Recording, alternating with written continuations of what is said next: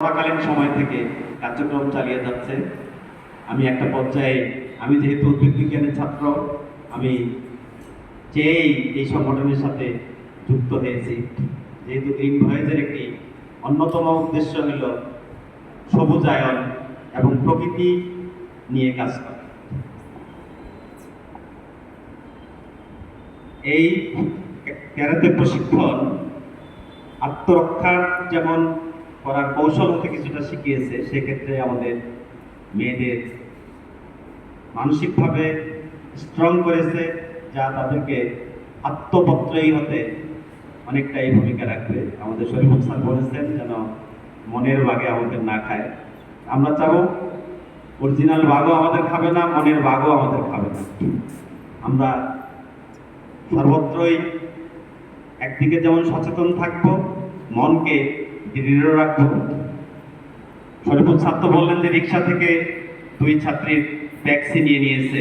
আমি যদি একটা অন্যরকম কথা বলি, আমাদের সুইহারিতে আমি যখন দিনাজপুর সরকারি কলেজে যোগদান করেছি তার কিছুদিন পরে আমাদের একজন শিক্ষার্থী এই পিটিএ পার্শ্বস্থ জায়গায় একটা ম্যাচে অবস্থান করতো, 2 তলার একটা রুমে। সন্ধ্যাবেলায় তার জানালা খোলা ছিল, জানালার যে সানসেট সেখানে একটা দুষ্কৃতকারী লোক উঠেছে এবং তাকে চোখ রাঙিয়ে বলেছে, তোমার কাছে যা আছে দাও, না হলে তোমার খুব খারাপ হবে। ও জানালা দিয়ে সবকিছু দিয়ে দিয়েছে। এতখানি সে ভয় পেয়েছে, ও জানে যে আমি ঘরের ভিতরে আছি, তারপরও শুধু মনের ভয়ে ও যা ছিল সব দিয়েছে একটি অনার্স পড়ুয়া স্টুডেন্ট। আমরা মনের দিক থেকে শক্তিশালী হব, আমরা দৃঢ় প্রত্যয়ী হব এবং গ্রিন ভয়েজের যেহেতু একটা অন্যতম উদ্দেশ্য হলো প্রকৃতি এবং গাছপালা নিয়ে কাজ করা। আমরা জানি আমরা একটা দীর্ঘদিন ধরে আমরা যারা উদ্ভিদ বিজ্ঞানের ছাত্র এবং শিক্ষক দীর্ঘদিন একটা সংগ্রাম চালিয়ে আসছিলাম। একটা ঘাত প্রতিঘাত ছিল, ইউক্যালিপটাস গাছ, আকাশমণি গাছ বাংলাদেশের মাটিতে যেন না লাগানো হয়। আমরা অনেক ঘাত প্রতীক্ষা উপেক্ষা করে অবশেষে 2025 সালে বাংলাদেশ সরকার গেজেটের মাধ্যমে প্রজ্ঞাপন করতে বাধ্য হয়েছে যে এই গাছগুলি আর বন বিভাগ বা কেউই আর লাগাতে পারবে না, নিষিদ্ধ করা হয়েছে। কিন্তু একটা সময় পর্যন্ত দিনাজপুরের ডিসি অফিসেও আমি একদিন হেনস্থার শিকার হয়েছি যে কেন আপনারা বলছেন ইউক্যালিপটাস গাছ লাগানো যাবে না।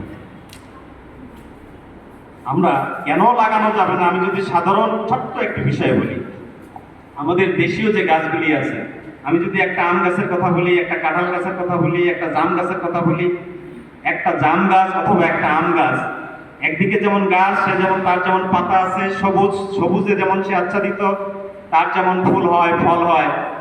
এই ফল শুধুমাত্র মানুষই খায় না, হাজারো কীট পতঙ্গ, পোকামাকড়, জীবজন্তু আমাদের একটা দেশীয় প্রজাতির ফল দানকারী বৃক্ষের উপর নির্ভরশীল।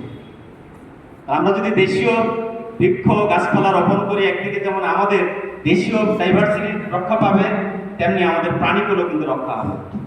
এবং মাটিতে যে আমাদের ডিকম্পোজার অণুজীব সমূহ থাকে, একদিকে ডিকম্পোজিশন হবে, মাটির উর্বরতা ফিরে পাবে।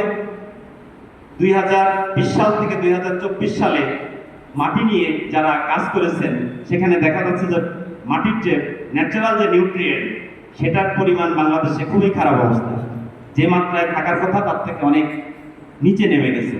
এটির অন্যতম কারণ ডিকম্পোজিশন হচ্ছে না। এই ডিকম্পোজিশন করানোর জন্য ডিকম্পোজারদের দরকার, আর এটি করানোর জন্য আমাদের দেশীয় গাছপালা প্রকৃতিতে টিকে থাকা দরকার। যাই হোক, বক্তব্য আর না বাড়াই। গ্রিন ভয়েজ যেহেতু গাছপালা প্রকৃতি পরিবেশ নিয়ে কাজ করে, তাই